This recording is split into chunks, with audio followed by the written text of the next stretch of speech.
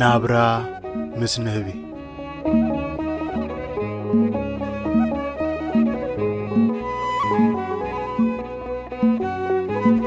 እዛ ጽሕፍቲ ካብ አምሓርኛ ዝተተርጎመት ኮይና ብዲያቆን ዳንኤል ክብረት ዝተጻሕፈት እያ። ኣብ ውሽጢ ሓዳር ዘሎ ውረድ እዩ ብንጹርን ብዕምቆትን እንተረድእ ኣዝያ ብልጽቲ ጽሕፍቲ እያ። ሰሚዕኩም ንህይወት ክትኮነኩም ከም ትኽእል እምነት እዩ። ሰናይ ምክትታል።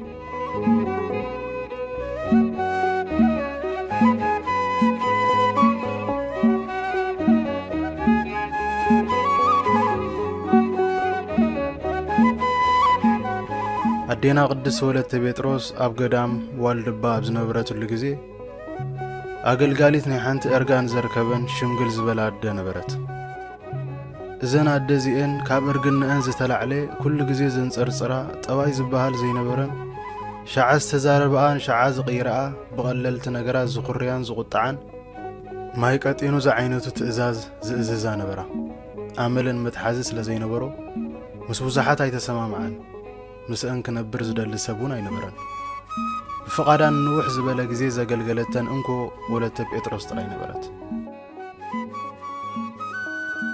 ካብ ዕለታት ሓደ መዓልቲ ኩለንተን ካልኦት መነኮሳት ተኣኪበን ከመይልኪ ከምዘን ኣደ ሓቢርኪ ክሳብ ክንድዚ ዝኣክል ግዜ ክትነብር ኽኢልኪ? ከመይል ክትዕገስ እየን?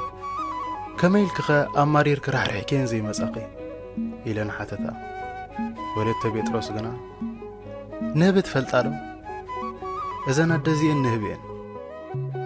ካብዘን ኣደ ዝርከብ ብዙሕ ፍልጠት፣ ብዙሕ ጥበብ፣ ብዙሕ ልምዲ፣ ብዙሕ ታሪኽ፣ ብዙሕ ጸጋ ኣሎ። ንስኻትክን ግን ከም ትነክስ ጥራይ ኢኽን ትጥምታ። ስለዚ ኢኽን ካብን ዝርከብ መዓር ክትምእርራ ዘይከኣልክን። ንህቢ ትነክስ እያ። የግዳ መዓር እውን ካብታ ትነክስ ንህቢ እዩ ዝርከብ። እታ ዘይትናኸስ ሃመማ ግና ርሳሓት እምበር መዓር የብላ።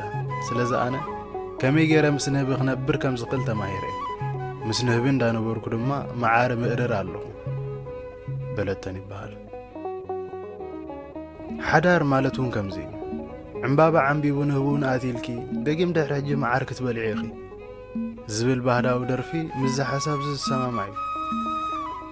ገለገለ ሰባት ነታ ኣብ ሓዳር ምስኣተኻ ዘሎ መንከስቲ ጥራይ ስለ ዝጥምቱ ሓዳር ክገብሩ ይደልዩ ወይ ከዓ ነቲ ዝመስረትዎ ሓዳር ከፍርስዎም ከለው ይረኣዩ። ገሊኦም ድማ ኣብ ሓዳር ዘሎ ሰናይ ነገር ጥራይ ይሰምዑ እሞ ክሳብ ዝኣትውዎ ይህንጠዩ። ምስ ኣትውዎ ግና ብዙሕ ይጣዓሱ። ንዓኽ ክረክብ ከርትት ከም ዘይበልኩ ምስ ኮነ ግን ብኻ ተሪፍኒ ይብል ኢሎም እውን የማርሩ። ሓዳር ግን እዚ ክልቲኡ ጥራይ ኣይኮነን። ሓዳር ልክዕ ምስ ንህቢ ሓቢርካ ምንባር ማለት እዩ። እቲ ሓደ ፍስሓ ይመልኣካ፣ እቲ ካልእ ግን ይቆጣዕካ። እቲ ሓደ ጥዕና ይህብ፣ እቲ ሓደ ግና የቐንዝወካ። እቲ ሓደ ጥዑም፣ እቲ ካልእ ግና መሪር እዩ። ነቲ ሓደ ቆሪጾም ይምእርርዎ፣ ነቲ ካልእ ግና ከይቀረቦም ይኽልክልዎ። ሓዳር እውን ክልተ ጠባያት ኣለዉ። እቲ ሓደ ዘሐጉስ፣ እቲ ካልእ ዘጉይ። እቲ ሓደ የስሕቐካ፣ እቲ ካልእ እውን የንበዓካ። ሓንሳብ እቱ ይብለካ፣ ኣብቲ ካልእ ድማ ህደም ህደም፣ ጥፋእ ጥፋእ፣ ረሓቕ ረሓቕ ይብለካ። እቲ ሓደ ክነኽሰካ፣ እቲ ካልእ ድማ መቐረት ዘለዎ ጣዕሚ ይበካ። ኮይኑ ግን ክልቲኡ ብሓንሳብ እዩ ዝርከብ። እቲ ሓደ ብዘይቲ ካልእ ኣይርከብን እዩ። እዚ ንመድሃኒት ንብርዚ ንሜስ እንጥቀመሉ መዓር ካብታ እትነክስ ንህቢ እዩ ዝርከብ። እዛ ክትነክስ እንከላ ገጽ እተሕብጥ ውሽጥኻ መሪዛ እተቐንዙ ንህቢ ንሳያ መዓር ትህብ። ኣብ ሓዳር እውን ከምኡ እዩ። ክልቲኡ ኣብ ውሽጢ ሓዳር ኣሎ። ኣብ ሓዳር ዘሎ መንከስቲ ልክዕ ከም ናይ ንህቢ መንከስቲ እዩ።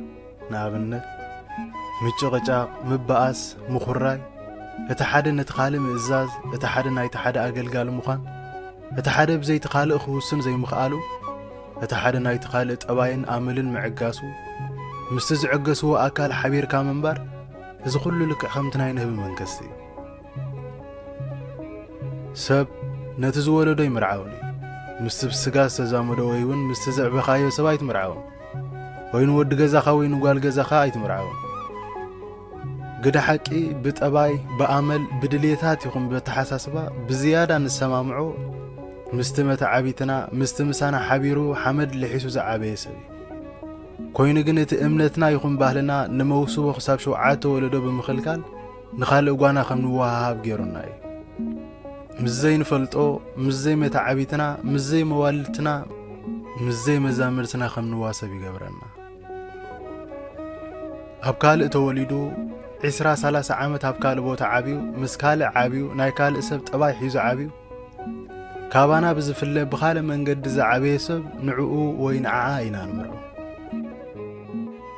نتن نمرعو وين نمرعوا ودو يقال بفلطة يسرحنايا ويا يسرحنايا كمزا عينة آمل اللو خمزة زحسب كمزا عينة منقد زغتل أمنتو خمزي درجة فلطة خندزي كمزا عينة مقبار زمالي إلنا زرزر نطبطات الليستاد دالينا بمهاب ايكوننا زسرحنايا ويزا سرحنايا قرب سرح كوينو صنيحنا نحنا خا عينة نمرص نخون نمبر مريصنا غن اينسرحن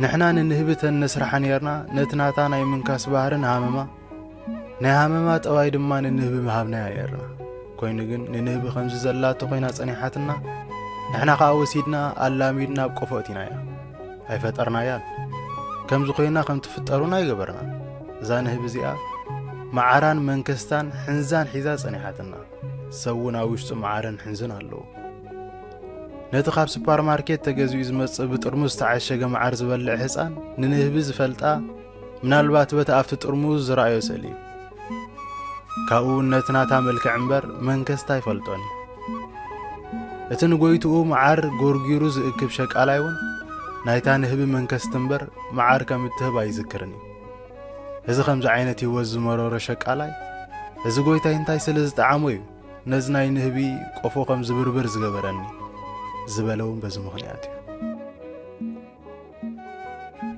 ገለገለ ሰባት بسنة سرعات مرعى بسبكت بدرامان بفيلمن حدار يريومو حدار معار طراي كوين يرايو ولا تابستفل عليه قاطام تزرهبوم سبون أنت خند سب أهل كان دخا زيتو مرعو طراي زبلو منبر أب حدار مساعة خانتاي كم زولا أي نقرون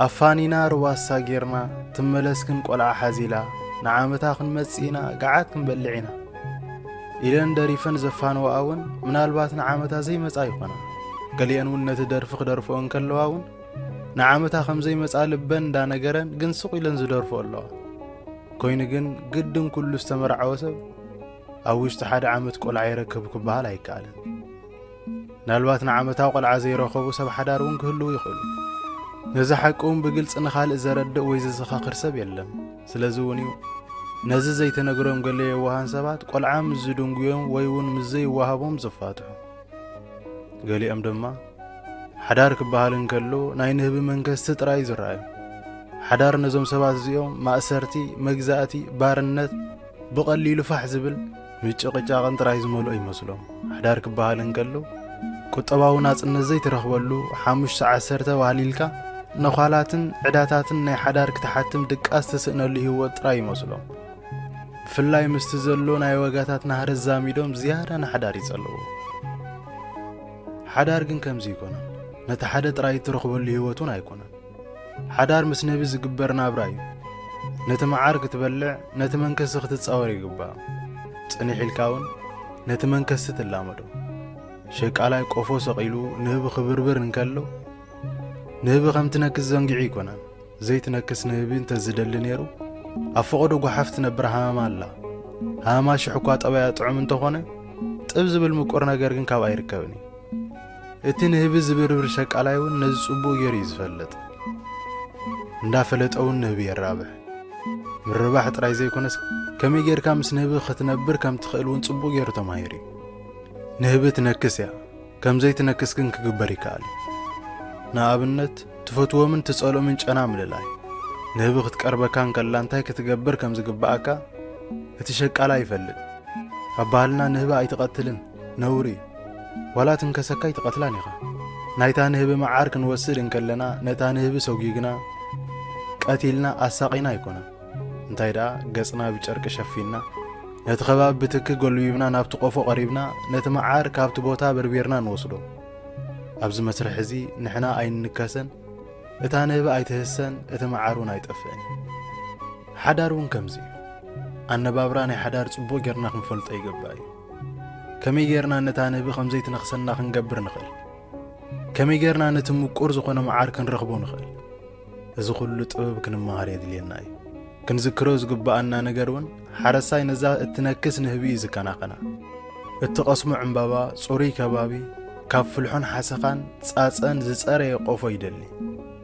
ግን ከኣ ትነክስ እያ መሊሳ ድማ መዓር ትበና ኣብ ውሽጢ ሓዳር ዝሕጉስ ነገር ጥራይ ኣይኮነን ዘሎ ዘጉሂ ዘጽልእ ዘቃጽል ኣምዑትካ ዝሕርር ጨጎራኻን ልብኻን ዘቃጽል ክፋል ኣለዎ እዚ ኩሉ መንከስቲ ግን ከኣ ክንክን ይደሊ ንጹህ ልቢ እሙን ሕልና ዝዕገስ ኣምዑት ዝጻወር ዓቕሊ ጥበበኛ እምሮ ዝሓድግ ልቦና ይደሊ ግን ስለምንታይ እንተይልና መዓር ስለ ዝበና ጥራይ ገለገለ ሰባት ልዕልታ ኣብ ገዛ ዘላ ንህቢ ነታ ኣብ ደገ ዘላ ሃማ ኸድንቑ ይውዕሉ መቸም ካብ ቆፎ ወፃእ እንታይ ከም ዝርከብ ኣይጠፋናኒ ንህቢ ትነክስ እያ እሞ ንህቢ ምፍራይ ትረፈኒ ዝብል ሸቃላይ ስንፍኑ እምበር መንከስቲ ናይ ንህቢ መን ምተረዳእ ኣሎ ጥበብ ኣልቦ ምዃኑ ትዕግስቲ ዘይብሉ ብቐሊሉ ዝሰዓር ምዃኑ ይነግረና ኣሎ እምበር ጠባይ ናይታ ንህቢ ነገረና ከም ዘየለ ፍሉጥ ነገር እዩ ኣብ ሓዳር ዘሎ ጸገም ጥራይ ዝዛረብ ወይ ብሓዳር ተማሪሩ ካብ ቆፍኡ ወፂኡ ዝኸይድ ሰብ ስንፍኑውን ዓቕሚ ዘይብሉ ድኹም ምዃኑ እዩ ዝነግረና ዘሎ እምበር ኣብ ውሽጢ ቆፎ ዘሎ ጸገም ይነግረና የለን ምኽንያቱ ኣብ ውሽጢ እቲ ቆፎ መዓር እትህብ ንህቢ ከም ዘላ ፍሉጥ ሓቂ እዩ ካልእ ትረፍቲ ኣብ ደገ ዘላ ሃማ እውን ነዚ ትፈልጥ እያ ገለገሊኦም ምስ ንህቢ ክነብሩ ዘይኽእሎም ጥበብ ክውሕዶም እንከሎ ዘይትነክስ ንህቢ ክደልዩ መሬት ይዓርቦም ዘይትነክስ ንህቢ ምድላይ ማለት ጸዋሚ ስለ ዝኾንኩ ስጋ ስግኡ ሓዲግኩም መመረቑ ስቲኒ ምባል ማለት እዩ ዘይትነክስ ንህቢ ፈጺምካ ኣይትርከብን ዘይትነክስ ንህቢ ምድላይ ማለት ዑደት ዘይትገብር መሬት ምድላይ ማለት እዩ ዘይትነክስ ንህቢ እንድሕር ደሊኻ ግን ምስ ሃመማ ተመርዖ